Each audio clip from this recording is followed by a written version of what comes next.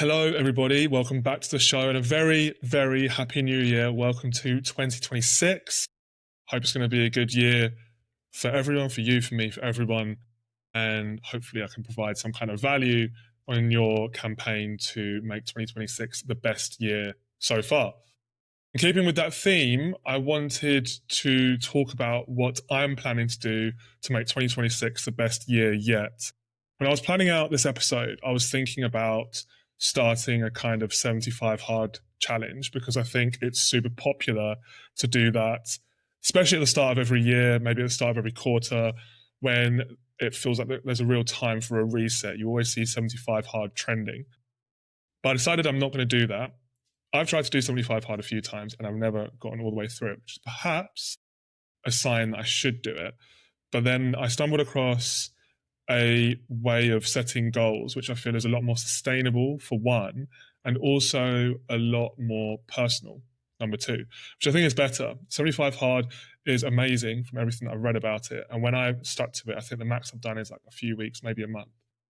I really have seen really good benefits because even if the activities aren't things that typically you would want to do or things that necessarily add to your life in any tangible way in terms of career or whatever, I think doing the things that you don't want to do but you've set your mind to doing, I think there's a useful exercise in doing that. But the more sustainable way that I'm talking about setting goals, is through Jesse Eitzler. I think that's the way you pronounce his name. So he's got this thing called the Big Ass Calendar, and he's selling one for 2026, and it's exactly what it says. It's every single day of 2026 on one page, and you can stick it to your wall. I'm getting a version of it from a company that I really like based in the UK called Good Tuesday. They've done their own kind of similar kind of thing. So that's being ordered. That's arriving soon. But on that, he says, okay, you want to do one Misogi every year. And the Misogi is a Japanese practice, which is one thing which is almost like the exclamation mark on your year. It's the one thing that you can point to and say, right, in 2026, I did this. Now, I looked into it a little bit more for examples on what the Misogi is and some examples on what people have done when undertaking a Misogi. Some people do one event, for example, a marathon or something, or an ultra marathon or triathlon or whatever it might be. But other people embody a certain characteristic or a certain way of being where they can point to that year and say, in 2026, I really zeroed in on this. This activity, this way of being is what typified my 2026. So there's two ways of doing it. It's the spine, the kind of skeleton spine that runs all the way through the year, or it can be one event. I am going with the former. I'm choosing a spine to run all the way through, and the spine that I'm choosing is to really, really, even more so than I did last year, to really zero in on content creation, creating value, trying to grow an audience, trying to grow a community on here. So if there's anything that it is that you want to see, then please let me know, because as far as I'm concerned, I'm serving you, dear listener, you who are listening. I see all comments. I respond to all comments apart from trolls. Let me know what it is that you want to see, and I will definitely do that in 2026. That's my Misogi. That's what I've set out to be my Misogi. That doesn't mean that I neglect other things. That's just the one thing. That's like the trump card. If it's a decision between doing one thing and another thing, that's my trump card. That's what I need to zero in on.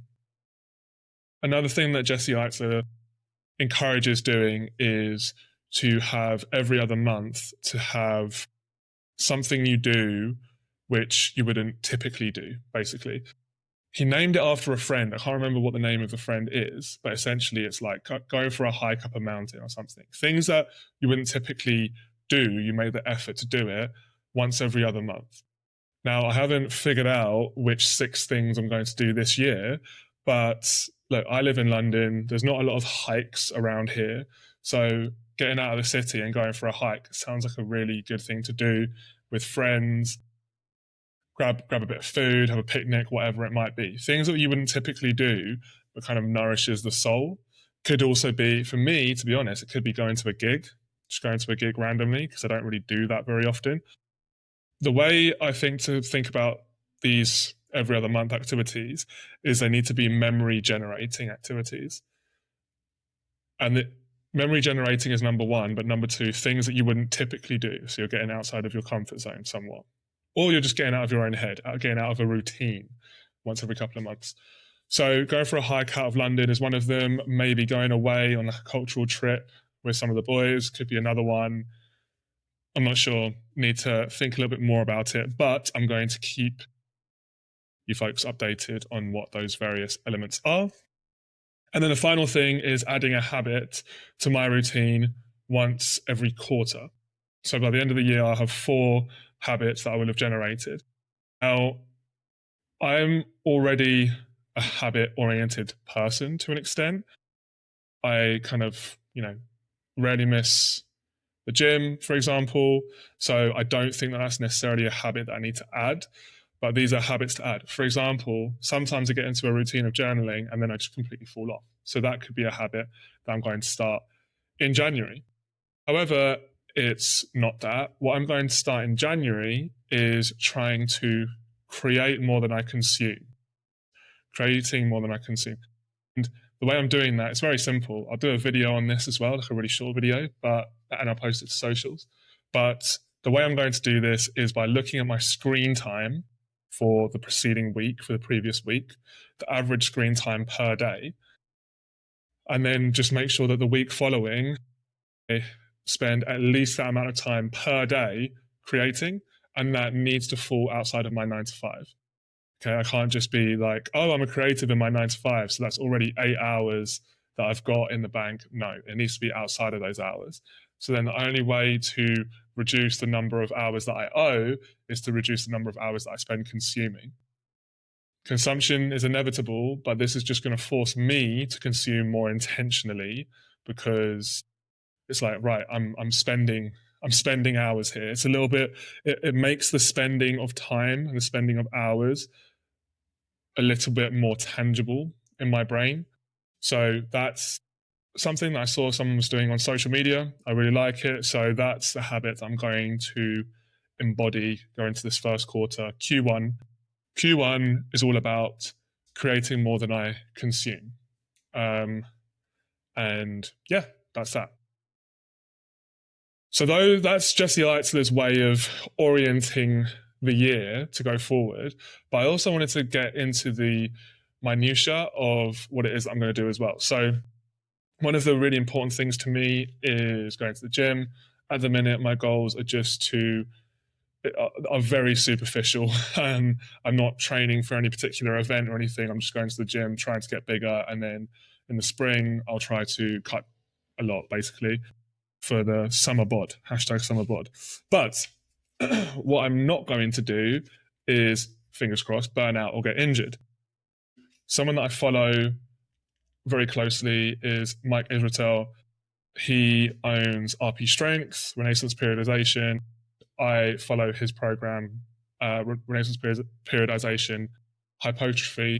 There's an app for it now. It's amazing. Really inexpensive. It's like 20 or 30 pounds a month, and you essentially get a personal trainer in your pocket, and it's a lot of fun. I'm having a lot of fun with it. But Mike Israetel says that a good way to periodize the year in terms of training, and periodization is just breaking up training into different blocks to attain different goals. So presumably, if you're into this kind of thing, you would have heard about bulking season and cutting season. Bulking season is typically over the winter, and then cutting season is typically over the summer. So you're bulking, you're getting bigger, you're getting stronger at a time where you can have more clothes on. So it's not as big of a deal if you're not shredded. As big of a deal. It's never a big deal. And then in the summer, when typically people want to be more shredded and more cut and more lean, you can have a cutting season. Mike Israetel recommends breaking it up into different periods, and that's what I'm going to talk about now. So right now, I am in a weight gaining season. I have been since November, and that's going to continue until February. So what that looks like in practice, I'm training 6 days a week, pretty hard. prioritizing reps really over overweight. However, I'm just falling anywhere within 5 to 30 reps in general. And then I'm also eating to my heart's content. I'm drinking to my heart's content. Although, one thing that I've decided to put on myself, one limitation in terms of drinking, is that I only drink Guinness. I won't drink anything else in this gaining season because typically when I drink anything else, I'm doing it with the intention of getting drunk. Whereas if I have a Guinness, I actually really like it. So I'm only drinking Guinness. To me, that's not detrimental to my life at all, but it just puts a cap. There's also a built-in cap with Guinness because it's quite heavy. So it kind of helps reduce overconsumption, both financially and in terms of the actual fluid. But that's a rule that I'm setting on myself. Guinness, if you're listening to this and you want to sponsor me, then please feel free to. But I am only drinking Guinness, especially as a Guinness storehouse has opened up in London and it's really good. Anyway, enough of that. November to February, weight gaining pretty slowly. I'm a bit of a hard gainer, which is quite good, so I can kind of eat what I want. Between March and May is a fat loss phase. So that's a 3-month fat loss phase. I'll probably break it up into 3 lots of 4 weeks, maybe, or maybe an 8-week and then a 4-week. June to August, I'm doing a slow gain phase. So I'm actually gaining throughout the summer, but very slowly. So I'll still be watching more so what I eat, maybe in 100, 200, 300 calorie surplus. But just making sure that I'm gaining really slowly. Will probably be overdoing carbs rather than fats to try and fill out the muscle. And then by the end of August, I'm going to take 2 weeks off. So like no training, active rest phase. That's good for me because end of August, kind of like when you might go on holiday, happens to be my brother's birthday. It's also Notting Hill Carnival in London. So a good time to just kind of take it easy, rest, relax. September to October, another fat loss phase.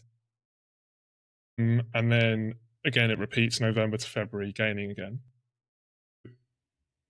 The other thing is that in the gaining phase I'm in now, I'm still yet to do this, but I need to take 2 weeks of active rest.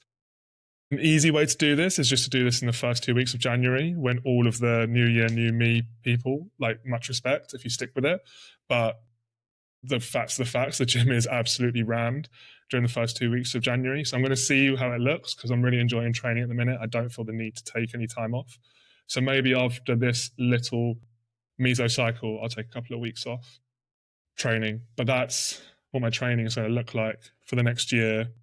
Basically, the good thing about the Renaissance Periodization app is that each mesocycle, you can choose how many days a week you want to train and what it is that you want to prioritize. And there's different training structures for men, for women, if you want to prioritize upper body, if you want to prioritize your chest, if you want to prioritize legs, if you practice Brazilian Jiu-Jitsu, for example. And that's another thing that I really want to take up in 2026 is I've done a few classes before, but I really want to go into doing BJJ more consistently. I tried to do it the same way that I do the gym before, where I go pretty much every day, and I got injured so quickly because my body hasn't moved like that. So I need to ease into it. But what I'm hoping is that I'm training 6 days a week already. Maybe I can knock that down to 4 times a week, 3-4 times a week, and go to jiu-jitsu twice a week. So the net is I'm still training less, but the overall stimulus, my body will still probably be fatigued because the stimulus I'm getting from Brazilian Jiu-Jitsu is completely different to what I get from traditional bodybuilding. So that's the plan. I'm not sure when I'm going to start BJJ, to be honest, but when the time is right with other things going on in life as well, that's when I start it. So that's a whistle-stop tour just there. Another list that I've got here about other areas to talk about when it comes to 2026 is from Roxy Nafusi's book called Manifest, the godmother of manifestation. And her book's really good. I would recommend reading it, especially around this time of year. It's really good to set an outlook. But there's a bit where she talks about creating a vision board, and she recommends breaking the vision board into the following sections. So there's career and personal development, relationships, finances, home, health/body, social life, and spirituality. So I was just going to rattle through those. Inevitably, with something like this, there are going to be some goals, some things that I want to set for myself that aren't really for the public, and that's fine. I'll just gloss over those. That's my way of saying pass, but I'll be as transparent about things that are suitable to be transparent for, things that are appropriate. So career and personal development, just continue to be more of service in my 9 to 5, ideally do the correct progressions, internal progressions, make sure that I'm progressing properly. In every company that I've been in, there's been a way of measuring progress, whether it's like, kind of like when we were at school, when you look at the different bands for essays, where it's like, this is an A star, this is an A, this is a B, this is a C, whatever, and you fall down. I want to be in that, constantly in that A star / A tier in terms of my career and personal development. So I have regular check-ins with managers and things to make sure that I'm going in that route. And then also, I suppose, career-wise, it would just be growing socials as well, growing a social media presence, growing a community, because this is also something that I invest a lot of time into.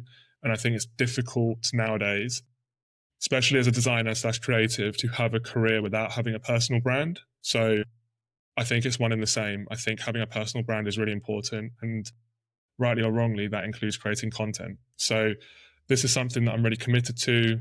I haven't yet, but I will look at creating some kind of tangible goals for that.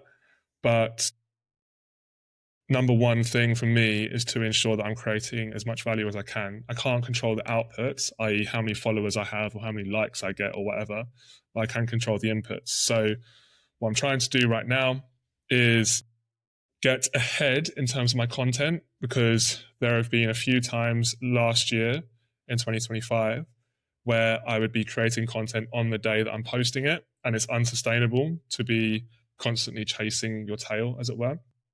So now I'm in a position where I'm a little bit ahead. I'm about a week ahead of schedule, and I want to get to a point where I'm a month ahead of schedule in terms of my content. And then that's a lot more sustainable. And I just keep ticking over a month ahead in terms of my schedule. And then once I get there, I want to go into creating more content per day. At the minute, I'm on average probably one.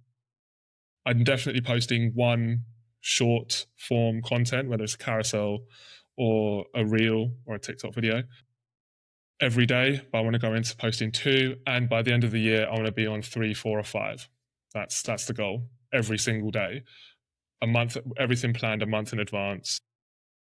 Continue posting 3 podcasts every week, which hasn't really been an issue so far, save like a 2-week grace period in 2025.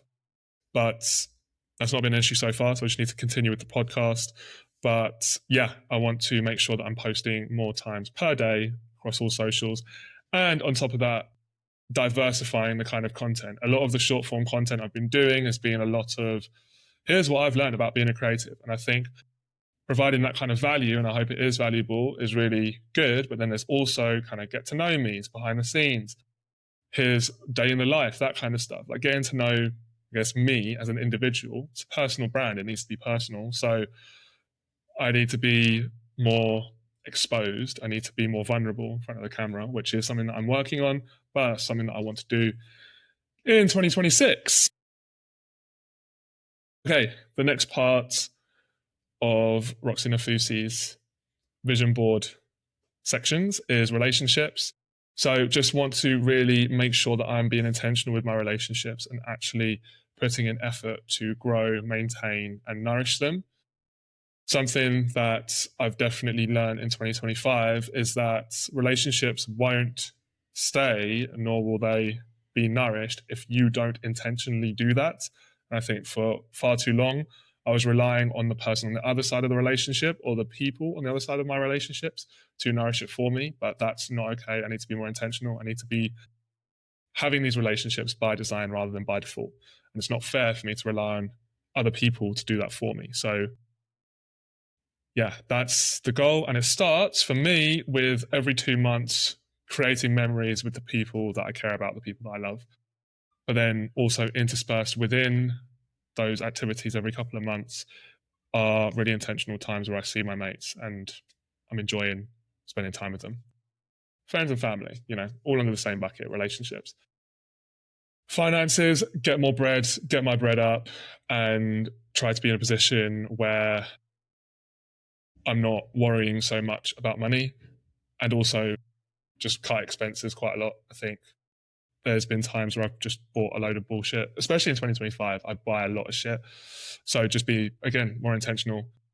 I had a bit of uh, an epiphany, I guess, last summer about how I just need to like stop living by default and start living by design, and hence why all of this has happened.